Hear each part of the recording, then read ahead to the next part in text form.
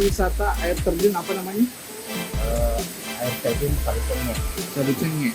Ini sudah sejak kapan dikelola warga desa, Pak? Baru sekitar 1 bulan. Oh, baru sekitar 1 bulan, Pak ya. Oh, jadi warga desa melihat potensi alam wisata di sini, jadi untuk mengelolanya. Apa-apa yang ditambahkan, Pak? Mungkin ada yang ditambahkan di. Mungkin ada beberapa yang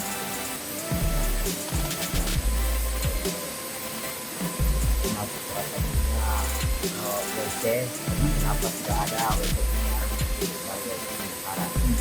Kemudian akses jalannya juga harus karena akan menghambat jika ada mau ke yang harus kita gunakan. Jadi ini temanya alam, Pak ya. Sama sekali tidak ada perbuatan beton atau lain-lain ya. Rencananya kita buat dari apa sesuai dengan kondisi alam yang ada. Nah, ini kan terletak di tengah hutan, Pak. Bagaimana maksudnya perlindungan warga dengan habitat asli mungkin hewan dan di sini mengenai karena ini tempat wisata.